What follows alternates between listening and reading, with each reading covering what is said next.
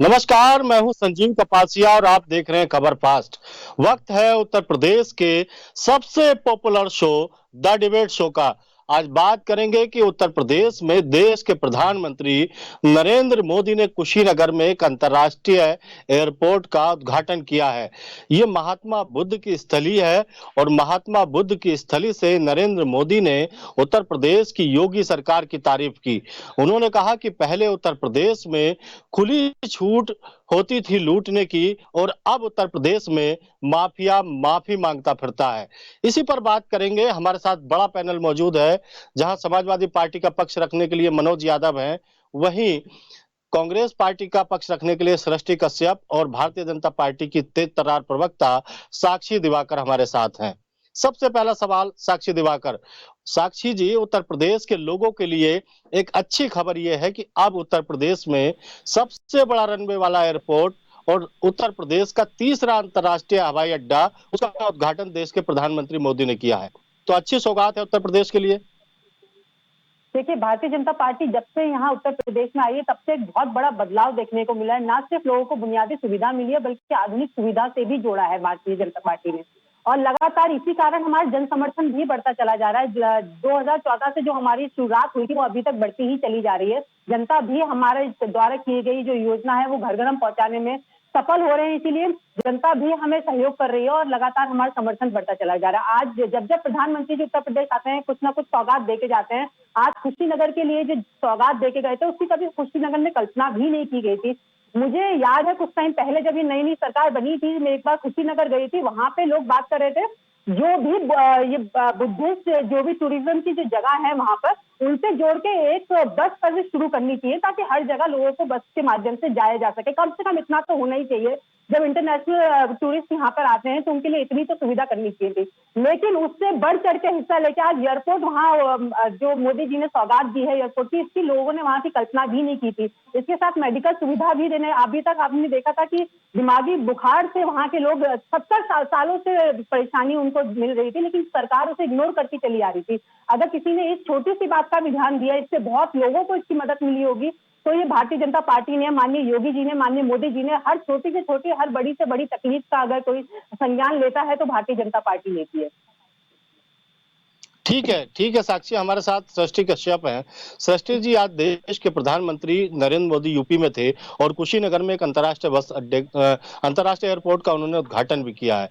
तो क्यों ना हम इसको सकारात्मक रूप में लें। उत्तर प्रदेश का विकास हो रहा है, अंतर्राष्ट्रीय एयरपोर्ट बनेगा तो उत्तर प्रदेश के व्यापार को, कनेक्टिविटी को फायदा मिलेगा, उत्तर प्रदेश के लोगों को फायदा मिलेगा। सृष्टि जी। पहली बात तो मैं भाजपा के प्रवक्ता से बोलना चाहूंगी कि उन्हें शर्म आनी चाहिए।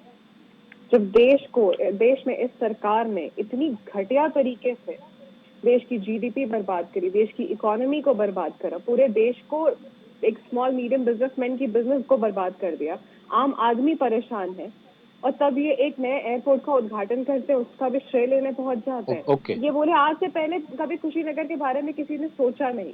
कृपया करके कुशीनगर की हिस्ट्री के बारे में आप पढ़ ले। इस एयरपोर्ट की शुरुआत 1946 में हुई थी। 70 वर्षों से कांग्रेस ये एक एयरपोर्ट ही बना रही थी। आप खुद ही सोचिए, आपको हमारी 70 वर्षों से इसकी शुरुआत हो गई थी और आज तक एक मेडिकल कॉलेज बनकर तैयार नहीं हुआ। यही हालत आप उत्तर प्रदेश की। अरे साक्षी जी, साक्षी जी, एक एक व्यक्ति को अपनी बात पूरी होने दो। सुनने का धैर्य रखना सीख लीजिए। जब विपक्ष अगर बोल रहा है तो सुन लीजिए अच्छे से। ये आप 70 सालों की बात कर रही हैं। आज ये जो आप प्राइवेटाइजेशन कर रही है ना एयरपोर्ट का, ये सारा कांग्रेस का ही बनाया हुआ है। जो आप बैठ के आज बेच रही है, निजीकरण कर रही है जिनका, वो सारा कांग्रेस ने काम करा है। तो कृपया करके अपने फैक्ट को स्टेट करें। 1946 से आप भी पता चला रहा है, ये जो पहली बार 1991 उतर चुका था, उसका आप क्रेडिट ले रही है। और पहली बात आपको शर्म आनी चाहिए, जब देश की इकोनॉमी एयर फ्लाइट में कौन चढ़ेगा? आपको इंटरनेशनल टूरिज्म का बढ़ावा देना है, जब देश में आम इंसान फ्लाइट के फ्यूल से ज्यादा आम पेट्रोल का प्राइस पे कर रहा है। तो आप आम इंसान के बारे में क्यों नहीं सोचा? देश के लोगों की, जनता के बारे में क्यों नहीं सोच रही है? फिर आपको इंटरनेशनल टूरिज्म बढ़ाना रहेगा। भारतीय जनता पार्टी का पक्ष रखिए। आपने क्या क्या किया कुशीनगर के लिए वो बताइए। हमने बहुत अच्छा काम करा 70 सालों में, जैसे निजीकरण कर रही है बैठ के। ये जितना प्राइवेटाइजेशन हर रोज होता है ना आपकी सरकार के द्वारा, 35 साल तक के लिए अडानी को आपने दे दिया इलेक्ट्रिसिटी बोर्ड मध्य प्रदेश में। इसीलिए क्या शायद आपने कोल शॉर्टेज दिखाई थी इंडिया में? कोल शॉर्टेज हो रहा है क्योंकि अब अडानी हैंडल करेंगे 35 साल तक। क्या आप भूल रही है? बहुत बड़ा जिसके वजह से आपको परेशानी आई थी, जिसके वजह से अपनी असलियत देश के सामने आनी शुरू हुई थी, वो उसके बारे में आप ठीक है सृष्टि जी, साक्षी जी, हमारे साथ मनोज जी, हमारे साथ मनोज जी हैं। कारण हुआ है मनोज जी, अरे ठीक है सृष्टि जी, साक्षी जी, एक बात मुझे समझा दीजिए। अगर एयरपोर्ट नुकसान में जा रहे थे, ठीक है, अगर रेलवे नुकसान में जा रही है, अगर पोर्ट्स नुकसान में जा रहे हैं जहाँ 3-3 हजार करोड़ के किलो ड्रग्स पकड़ाए जाते हैं, अगर जब इन सारी चीजों का निजीकरण हो रहा है तो गवर्नमेंट नया एयरपोर्ट शुरू क्यों कर रही है? तो सारी चीजें निजीकरण में हो रही है क्योंकि वो ऑलरेडी लॉस में जा रहे हैं। हम आपके सवाल का जवाब लेंगे साक्षी जी से, लेकिन हमारे साथ समाजवादी पार्टी के प्रवक्ता मनोज जी हैं। मनोज जी, आपकी पार्टी का सपना था उत्तर प्रदेश को उत्तम प्रदेश बनाने का। क्या आपको नहीं लगता कि अब उत्तर प्रदेश उत्तम प्रदेश की राह पर है? कनेक्टिविटी अंतर्राष्ट्रीय लेवल की हो रही है उत्तर प्रदेश में। देखिए, उस बात को मैं अगर ध्यान दिलाऊंगा आपको और आपके पैनल के माध्यम से उत्तर प्रदेश की जनता को, जब 2016-17 में कहा जाता सुनता था, सभी जनता सुनती थी कि डबल इंजन की सरकार विकास की गति को बहुत तेज बढ़ाएगी। तब जनता ने यही उम्मीद किया था कि उत्तर प्रदेश जो डेवलपमेंट हो रहा है इससे बहुत फास्ट और बहुत गति से डेवलपमेंट होगा। लेकिन स्पीड क्या है? जो एयरपोर्ट का शिलान्यास समाजवादी पार्टी ने किया 3 अप्रैल 2016 को, उसको कह रहे हैं वो बीजेपी की देन है। बीजेपी ने कहाँ एयरपोर्ट बनाया है, कहाँ आपने शिलान्यास, इसका किस तारीख को शिलान्यास किया था, ये बताना पड़ेगा ना। आपने कैसे उद्घाटन कर दिया? बिना शिलान्यास हुए उद्घाटन हो जाता है क्या किसी चीज का? ये तो जनता को आप बताइए ना कि हमारे इस नेता ने इसका शिलान्यास किया था, इतनी तारीख को किया था, तब तो कोई जनता माने। ठीक है, अगर पूर्व की सरकार के कोई काम है उसको ये सरकार आगे बढ़ा रही है तो काम और क्या करना है, यही तो काम करना है। इंटरनेशनल एयरपोर्ट अगर बन रहा है तो और अच्छा, लेकिन ये बड़ी छोटी चीज है। समाजवादियों ने चूंकि सिंगल इंजन की थी तो एक एयरपोर्ट बना रहे थे, ये 7-8 एयरपोर्ट इंटरनेशनल उत्तर प्रदेश में बना रहे हैं। वो साक्षी दिवाकर जी बता दें उत्तर प्रदेश के लोगों को कि वो कौन सी जिले हैं, कहाँ पे इंटरनेशनल एयरपोर्ट बना रहे हैं। आपने उन जिलों का नाम बताइए, क्योंकि अक्सर कहा जाता है बीजेपी के प्रवक्ताओं के द्वारा कि हम 7-8 इंटरनेशनल और लगभग 32-33 मेडिकल कॉलेज उत्तर प्रदेश में बना रहे हैं। मैं तो दूरबीन लेके लगा के देखता हूँ कि कहाँ है, कहाँ है, किस जिले में जाके देखूं, कहीं नहीं पड़ते हैं कि वो है कहाँ। आज जब बन रहा है तो पूर्व की सरकार के लिए 2 शब्द कहने में इनको बड़ा तकलीफ, लेकिन मैं छोटा दिल नहीं दिखाऊंगा, मैं बधाई दूंगा कि आपने हमारे काम को आगे बढ़ाया। आपको बहुत बहुत बधाई। मनोज जी, आज प्रधानमंत्री मोदी ने कहा कि उत्तर प्रदेश में पहले माफिया हावी रहते थे, लूटने की खुली छूट उत्तर प्रदेश में होती थी, लेकिन अब माफिया ही माफी मांगता फिर रहा उत्तर प्रदेश में। योगी राज की तारीफ की प्रधानमंत्री ने। क्या लगता है आपको कि कानून व्यवस्था मुकम्मल है उत्तर प्रदेश में? मोदी जी दरअसल में योगी जी के जो अंदर के योगी को जगाने की कोशिश कर रहे थे, और वो जगा इसलिए रहे थे, याद इसलिए दिला रहे थे। एक प्राइम मिनिस्टर को इस तरह के शब्द कहने से पहले 100 बार मंथन करके ही कहते हैं। वो इसलिए कह रहे थे कि योगी आदित्यनाथ जी, आपकी सरकार है और मंत्री का बेटा किसानों को गाड़ी से कुचल देता है, यह अराजकता की पराकाष्ठा है। माफिया राज से बड़ा माफिया राज है और जंगल राज से बड़ा जंगल राज है। अब बताओ, अब मोदी जी तो ध्यान दिलाएंगे ना, डायरेक्ट नहीं कह सकते हैं क्योंकि हिंदू सम्राट और हिंदू युवा वाहिनी पता नहीं क्या क्या उनको नाम दिया गया है। तो मोदी जी को 14 में चुनाव लड़ना है, लेकिन योगी जी के पूरे कार्यकाल को वो स्वयं परिभाषित कर रहे हैं इस तरह के शब्दों को याद करके। अगर उनके पास बेहतर चीजें होती तो वो डेवलपमेंट पे बोलते, ये माफिया राज, ये गुंडा राज, इन सारी चीजों से इतर बताते, लेकिन उन्होंने शायद ये याद नहीं दिलाया। याद उनको दिलाना चाहिए था योगी आदित्यनाथ को कि अभी पाटीदार पकड़ा नहीं गया और उत्तर प्रदेश के तमाम अपराधी ऐसे घूम रहे हैं जिन्होंने जघन्य अपराध किया है। सरकार बिल्कुल मस्त है, पता नहीं किस नशे में। ठीक है मनोज जी, हमारे साथ साक्षी जी हैं, साक्षी जी से जवाब लेते हैं। साक्षी जी, प्रधानमंत्री मोदी ने कहा कि आज उत्तर प्रदेश में माफिया राज खत्म हुआ है, कानून व्यवस्था को लेकर योगी सरकार की जीरो टॉलरेंस की नीति है। क्या आपको लगता है कि उत्तर प्रदेश में जो ऑर्गेनाइज्ड क्राइम था, जो सांगठनिक अपराध पहले होता था, उस पे लगाम लगी है? क्या योगी सरकार वास्तव में बेहतरीन काम कर रही है? साक्षी जी। देखिए कानून व्यवस्था का जो हाल था उसी से जनता ने परेशान होकर भारतीय जनता पार्टी को एक यहाँ मौका दिया, क्योंकि सबसे बड़ी जो कमी थी, उत्तर प्रदेश को एक दंगों का प्रदेश माना जाता था और आज 4.5 वर्षों में एक बहुत बड़ा अंतर देखने को इसलिए मिलता है क्योंकि ईज ऑफ डूइंग बिजनेस में जिस प्रदेश को कंसीडर भी नहीं किया जाता आज वो दूसरे नंबर पे है। और मैं आपको बताना चाहूंगी कि इन्वेस्टर समिट के माध्यम से 4.68 लाख करोड़ के एमओयू साइन हुए थे। तो ये बहुत बड़ा बदलाव देखने को मिला। वो इसीलिए मिला है क्योंकि गुंडागर्दी पे हमने कंट्रोल लगाया है, जो आए दिन यहाँ दंगे होते थे उस पर हमने कंट्रोल लगाया है और एक जनता बदलाव महसूस कर रही है। ना सिर्फ हिंदू बल्कि मुस्लिम भाई भी हमारा समर्थन कर रहे हैं क्योंकि वो भी आप सुरक्षित महसूस कर रहे हैं। यहाँ पे किसी प्रकार का भेदभाव नहीं होता। और मैं दूसरा एक चीज बताना चाहूंगी, अगर ये जनता के बीच में जाएंगे और अपने क्षेत्र में जाएंगे तो इन्हें पता चलेगा कहाँ मेडिकल कॉलेज बन रहे हैं और कहाँ बन के तैयार हो चुके हैं, लेकिन ये जनता के बीच में जा नहीं पा रहे। इसलिए हमसे सवाल पूछते हैं। आज योगी जी का अगर आप भाषण सुनेंगे, उन्होंने भी स्पष्ट रूप से बताया कहाँ हमारे मेडिकल कॉलेज बन के तैयार हो चुके हैं। मैं उसके लिए आपको थोड़ा बता दूंगी, अगर आप 8-9 जगह मैं बता दे रही हूँ, बाकी जब अभी बन के तैयार होंगे तो मैं और बताऊंगी आपको। देवरिया, एटा, हरदोई, जौनपुर, फतेहपुर, गाजीपुर, सिद्धार्थनगर, प्रतापनगर, विद्यापुर, आप इन जगहों पर जाके अभी और हम इनका उद्घाटन भी करेंगे अभी 3-4 महीने के अंदर ये बन के मनोज जी बात पूरी होने दीजिए साक्षी की। मनोज जी आपकी आवाज भी साफ नहीं आ रही है। मनोज जी बात पूरी होने दीजिए। देखिए इसका जवाब हमें जनता देगी और आपने जो काम किया है, आप बोलते रह गए काम किया लेकिन जनता को नहीं दिखाई दिया। हमने जो काम किया है हम बोल भी रहे हैं और वो जनता को दिखाई भी दे रहा है और वो 2022 में भी दिखाई देगा। तो आप निश्चित रहिए, थोड़ा जनता के बीच में जाएंगे, आप जिले के दौरे पे जाएंगे तो आपको दिखाई देगा कहाँ क्या क्या कार्य हुए हैं।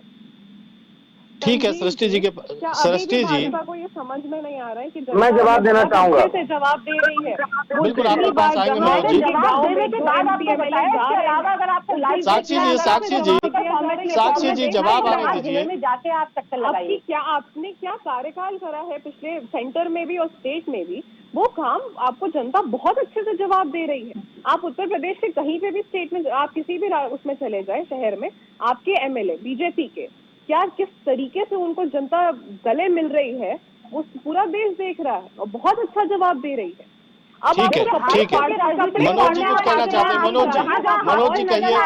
मनोज जी जवाब देंगे। साक्षी जी, सृष्टि जी, अरे भाई वन बाय वन बोलेंगे तो सबकी बात समझ में आएगी, सबकी बात आएगी।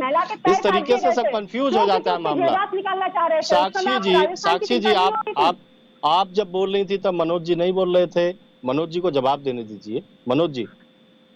साक्षी जी ने कहा कि हमारी सरकार लॉ एंड ऑर्डर पे पूरी तरीके से फेल थी और संगठित अपराध को इन्होंने खत्म कर दिया। मैं बुलंदशहर की घटना से शुरू करता हूं, जब भदौरिया की हत्या की गई। क्या वो संगठित अपराध नहीं था? क्या उसमें कई लोग मिलकर आके थाने को नहीं फूंक दिए थे? क्या ये बात कौन बताएगा? हाथरस की घटना किसको नहीं याद है? कासगंज की घटना किसको नहीं याद है? और लखीमपुर की घटना किसको नहीं याद है? मैं पूरे उन्नाव की घटना किसको नहीं याद है? किन किन जिलों की बात मैं बताऊं जहां बीजेपी के महागुंडों ने संगठित होकर लोगों को निर्दयता से मारने का काम किया? ये कौन भूला है? कोई भूला थोड़ी नहीं है। ये इसी प्रदेश में घटना घटित हुई है। आप एक बुलंदशहर की बात करते थे, बदायूं की घटना की बात करते थे, कैसे महिलाओं और बेटियों के साथ अत्याचार किया गया, ये किसी से भूला है क्या? जियाउल हक भी याद करिए। मनोज जी खुद ही जिक्र कर रहे हैं, मैंने नहीं किया। बदायूं की घटना का आप खुद ही जिक्र कर रहे हैं। मुजफ्फरनगर का मैं नहीं करूंगी, जनता आपको याद दिलवाएगी। साक्षी जी बात आने दीजिए, आपके पास आएंगे। मनोज जी की बात आने दीजिए। था ये किस श्रेणी में अपराध आएगा? इसको जन्माष्टमी का त्योहार कहेंगे क्या? ईद मिलन कहा जाएगा क्या? क्या कहा जाएगा इसको? कौन जवाब देगा इस बात का? आप दूसरे पे आपने क्या किया काम उत्तर प्रदेश की जनता के लिए? पूछना चाहती हूँ उत्तर प्रदेश की जनता से। अरे ठीक है मनोज जी, 2017 में जब उत्तर प्रदेश में विधानसभा चुनाव थे और आपकी सरकार में कानून व्यवस्था मुकम्मल थी, आपने बहुत विकास उत्तर प्रदेश में कराया था, तो आप 47 पर क्यों सिमट गए? क्यों आखिर जनता आपके साथ नहीं रही? आप ही के खिलाफ सबसे बड़ा स्लोगन था, न गुंडा राज न भ्रष्टाचार, अब की बार भाजपा सरकार। क्या आपको लगता है कार्यकर्ता क्यों मार दिए जा रहे हैं? क्या 6 पुलिस वालों ने संगठित होकर बीजेपी के कार्यकर्ता की गोरखपुर में हत्या नहीं की? वो संगठित अपराध नहीं है क्या? कौन इसको बताएगा? किस तरह जस्टिफाई करोगे अपराध को? फूल से फेंक के मारा 24 जाएगा। करोड़ की आबादी है और 24 करोड़ की आबादी में जो 4.5 साल में अंतर आया, और बहुत जिम्मेदारी से मैं बोल रही हूँ, जितने भी अपराध हुए, मैं ये नहीं बोल रही कि हम एक भी अपराध नहीं हुआ, अपराध हुए हैं, और लेकिन कितने कम हुए हैं वो भी देखने वाली बात होती है। इतना कंट्रोल किया गया, कितने अपराध हुए, उसके बाद कितने सजा मिली है वो देख रहे हैं। एनसीआरबी के डेटा देखिए आप, कितने अपराध कितनों को सजा मिली है। अब मतलब वापस भी नहीं जाते, अगर कोई आरोपी है तो सजा मिलती है, चाहे वो अपना हो चाहे विपक्ष का हो। यहाँ पे बिना भेदभाव के हर आरोपी को सजा दी जाती है भारतीय जनता पार्टी में, और ये जनता महसूस कर रही है बदलाव। यहाँ मुकदमे वापस भी नहीं लिए जाते। अरे भाई बात क्राइम की नहीं, आज लिए जाते थे। आपने जिस इंस्पेक्टर भदौरिया की हत्या की गई बुलंदशहर में, उसको आपने पदाधिकारी बना दिया, उसको सम्मानित किया। ये कौन बोला है? आप किसका बता रहे हैं? किस अपराधी की बात कर रहे हैं? जो पुलिस वाला इंचार्ज गोरखपुर में जिसको हत्या, लेकिन मनोज जी सवाल आने दीजिए। मनोज जी, प्रधानमंत्री मोदी ने कहा कि तुलसी और कबीर जैसे युग नायकों की धरती है उत्तर प्रदेश, महात्मा बुद्ध की स्थली है, तो कहीं ना कहीं शांति का जो पैगाम है उत्तर प्रदेश से जाना चाहिए, भाईचारा उत्तर प्रदेश में होना चाहिए, सबका साथ, सबका विकास, सबका विश्वास, इस पर काम होना चाहिए। तो समाजवादी पार्टी को तकलीफ क्या है? क्या तकलीफ, आखिर आपकी तकलीफ क्या, दिक्कत क्या है आपकी भाई? सवाल पूछा, बहुत बेहतरीन सवाल पूछा, आपको धन्यवाद करूंगा। आखिर जवाब दीजिए। सारे महापुरुषों का नाम ले लिया तो उनसे ये पूछो, अभी हमारी साक्षी जी कह भी रही थी कि हमारी सरकार में कोई भी दंगा नहीं हुआ, तो सत्ता तो दंगा कराती नहीं है, सत्ता तो लॉ एंड ऑर्डर मेंटेन करने के लिए होती है ना। विपक्ष के लोग दंगा कराते हैं जिनको सत्ता की बड़ी भूख होती है। हमने विपक्ष में रह के भी उत्तर प्रदेश में ये नाकाम और ये बिल्कुल गंदी साजिश कभी नहीं रची। हम सत्ता में थे, हम लॉ एंड ऑर्डर सही करने के लिए काम कर रहे थे।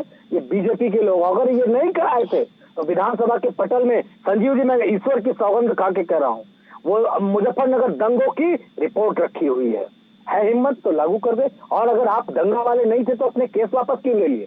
मुजफ्फरनगर के दंगल में जो दोषी थे वो मंत्री विधायकों के केस क्यों वापस ले लिए? पलायन पे भी कुछ कहिए मनोज जी, पलायन पे भी कुछ कहिए। मैं कह रहा हूँ उस पलायन की बात कर रहा हूँ।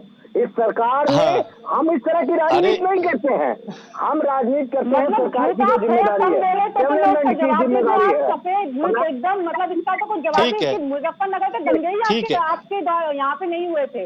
मुजफ्फरनगर के लोग भी सुन के हंस रहे होंगे कि भाई कितना बड़ा झूठ आप बोल रहे हैं उनके। अच्छा सृष्टि, एक सवाल सृष्टि जी से ले ले, एक सवाल सृष्टि जी से ले ले। सृष्टि जी, अब उत्तर प्रदेश की यदि कनेक्टिविटी पूरी अंतर्राष्ट्रीय लेवल पर होती है और उत्तर प्रदेश से देश की यदि सामरिक लिहाज से द्विपक्षीय संबंध अच्छे होते हैं, चाहे वो श्रीलंका के साथ हो, चाहे वो चाइना के साथ हो, चाहे वो नेपाल के साथ हो, तो क्या कांग्रेस को इस बात का स्वागत नहीं करना चाहिए कि देश आगे बढ़ना चाहिए, भारत की सत्ता देश में होनी चाहिए, दुनिया में होनी चाहिए, और दुनिया में भारत के जो रिश्ते हैं खासतौर से पड़ोसी देशों से वो अच्छे हो? इसका तो आपको भी स्वागत करना चाहिए सृष्टि जी।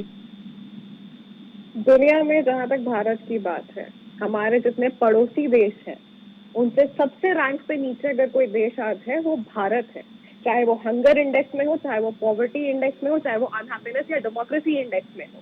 तो हम उन चीजों पे पहले काम करना शुरू करें या हम उस चीज पे काम करें जो कि पहले की सरकारों ने काम करा है, जिसपे वहां फिर से वो फीता काटने पहुंच जाते हैं, श्रेय खुद ले लेते हैं सारा। इनकी पैनलिस्ट महोदया को पता नहीं है कि उसका हिस्ट्री 1946 से है। गुलाम नबी आजाद ने 1995 में उसके जो आज टर्मिनल में वहां खड़े थे ना, वो टर्मिनल गुलाम नबी आजाद ने बनवाया है।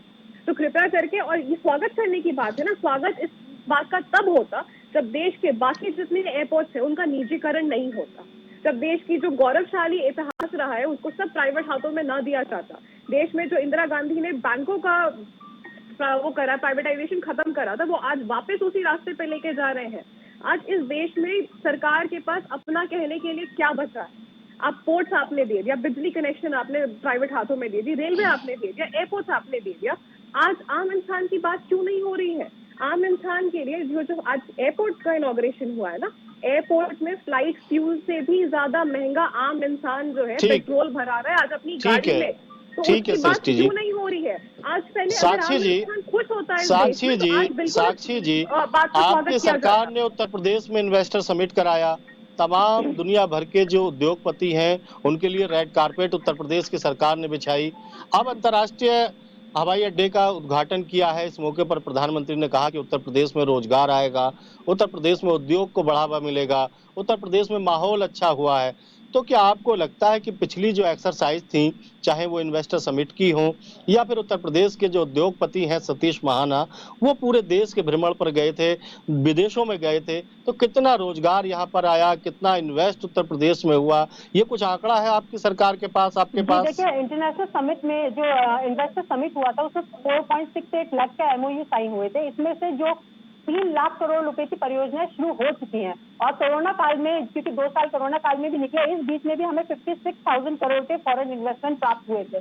तो कोई भी अगर जिस समय आपत्ति का समय था, जिस समय इतनी भीषण स्थिति थी, तब भी जो जीवन और जीविका दोनों को ही बचाने का काम मोदी सरकार, योगी सरकार ने किया था। तो लगातार हर क्षेत्र में कार्य हो रहा है। शर्म आनी चाहिए आपको, शर्म आनी चाहिए टेलीविजन पे बैठ के इस तरीके का झूठ बोलते हुए। जब इस देश का एक आम इंसान मर रहा था कोरोना से, बुनियादी बात है कि 70 वर्षों में महिलाओं को खुले में क्यों जाना पड़ता था, उनको शौचालय क्यों नहीं मिला था? आज भी 40%। अब देखिए, आप सुनने की क्षमता रखिए। जब आप बोल रही थी झूठे आरोप लगा के मैं सुन रही थी, आप भी सुनने की क्षमता रखिए। थोड़ी सी मेरी बात सुन लीजिए, फिर आप बेहतर जवाब दे पाएंगी। आपकी बात मैंने बहुत सुनी है, मेरी बात सुन लीजिए। मैं बताना चाह रही हूँ 70 वर्षों में महिला, आप ये 40% आरक्षण देने की बात कर रही है महिलाओं को, वो भी एक बहुत बड़ा झूठ बोल रही है कि उत्तर प्रदेश में इनका जन समर्थन इनको बनता कितना है, 6% इनकी वोट परसेंटेज है। यहाँ पे झूठ बोल के महिलाओं को, अरे सृष्टि जी बोलने दीजिए, साक्षी जी को बोलने दीजिए, साक्षी जी की बात आने दीजिए। 70 वर्षों में शौचालय क्यों आपको मौका मिलेगा, आपके पास आएंगे, आपके पास आएंगे। कि हमने पक्की सब्जी क्यों, हमें क्रेडिट मिल रहा है कि गैस कनेक्शन हमने दिया, क्यों हमें क्रेडिट मिल रहा है कि इलेक्ट्रिसिटी हमने दी। लगातार हर क्षेत्र में कार्य हो रहे हैं और ये काम ऐसे थे जो कि शुरुआत नहीं हो जाने चाहिए थे। आजादी के 70 वर्षों तक इंतजार नहीं करनी चाहिए थी जनता को। इसके अलावा जो अभी आपकी प्रियंका गांधी जी ने नया किया है, पढ़ लीजिए अगर पढ़ना लिखना। देखिए, भारतीय जनता ठीक है पार्टी मनोज जी के पास चलेंगे। मनोज जी कुछ कहना चाहते हैं, मनोज जी कहिए। अटल टनल, देखिए, मैं आपको उस बात को पुनः दोहराऊंगा और मेरे ख्याल से बीजेपी के हमारी काबिल साथी इस बात का जवाब जरूर देंगे। आपने और प्रधानमंत्री जी ने भी कहा माफिया राज उत्तर प्रदेश में खत्म हो गया। आपको याद होगा पंचायत चुनाव से पहले धनंजय सिंह है, माफियाई कहलाते हैं उत्तर प्रदेश में, उन पे FIR हुई और उनको पुलिस ढूंढ रही है। पिछले 7-8 महीनों में धनंजय सिंह अभी तक नहीं मिले हैं। और तो और ब्रजेश सिंह दूसरे माफिया और वो MLC भी है बीजेपी से, उनके लिए क्या व्यवस्थाएं जेल में है ये सभी को पता है। सब कुछ खबरों के माध्यम से बाहर आ रहा है, कितने बड़े बड़े टिफिन जा रहे हैं और कहाँ जा रहे हैं। तो किस माफिया राज की प्रधानमंत्री जी बात कर रहे हैं और किस माफिया राज की साक्षी जी बात कर रही टीवी चैनल पे? मैं पाटीदार का नाम लेता हूँ। जेल में किसी को अगर कोई सुविधा मिल रही है तो आपके साथी जेल में होंगे जो आपको सूचनाएं दे रहे हैं। तो मेरा ये आपसे अनुरोध है कि आप, मैं आपसे रिक्वेस्ट कर रही हूँ, आप उसके प्रूफ पुलिस को दीजिए, पुलिस कार्रवाई करेगी, क्योंकि इसकी जानकारी हमें नहीं है। और मैं आपको इतना बता दूं, यहाँ पे जो भी आरोपी है करने के पहले मुझे भी एक मौका मिलना चाहिए। और मजाक के हिसाब से आप राजनीति कर रहे हो, विपक्ष के लोगों को माफिया बता रहे हो और अपने माफियाओं को घूमने के लिए, पर्यटन के लिए छोड़ रहे हो। आप कौन सी राजनीति का बताना चाहते हो? किस नैतिकता की बात की राजनीति करना चाहते हो? प्रधानमंत्री जी को कम से कम ये बात याद होना चाहिए कि वो पूर्वांचल में है और पूर्वांचल के 2 माफिया बीजेपी के सपोर्ट से खुलेआम गुंडागर्दी कर रहे हैं। जब सबके ड्रम्पर पे जो भूमि कब्जा की गई थी, जिनको योगी सरकार ने खाली करवाई है, आप उसके बारे में क्या कहेंगे? ठीक है, मेरे पास समय कम है। मनोज जी आपका बहुत बहुत धन्यवाद। साक्षी जी आपका बहुत बहुत धन्यवाद। सृष्टि कश्यप जी आपका बहुत बहुत धन्यवाद। लेकिन एक बात तय है कि कुशीनगर में अंतर्राष्ट्रीय एयरपोर्ट बनने के बाद उत्तर प्रदेश की कनेक्टिविटी बढ़ेगी, उत्तर प्रदेश में रोजगार आएगा, उत्तर प्रदेश में उद्योग बढ़ेगा, उत्तर प्रदेश के लोगों को इसका तमाम रूप से फायदा होगा। लेकिन 2022 के विधानसभा चुनाव होने हैं और कहीं ना कहीं उत्तर प्रदेश में भारतीय जनता पार्टी की एक्टिविटी से विपक्ष बैकफुट पर है और विपक्ष को लगता है कि ये जो भारतीय जनता पार्टी देश के प्रधानमंत्री की, उत्तर प्रदेश के मुख्यमंत्री की एक्सरसाइज है, ये 2022 के चुनावों से इनका गहरा संबंध है। फिर मिलेंगे किसी बड़े मुद्दे के साथ, तब तक दीजिए इजाजत। नमस्कार।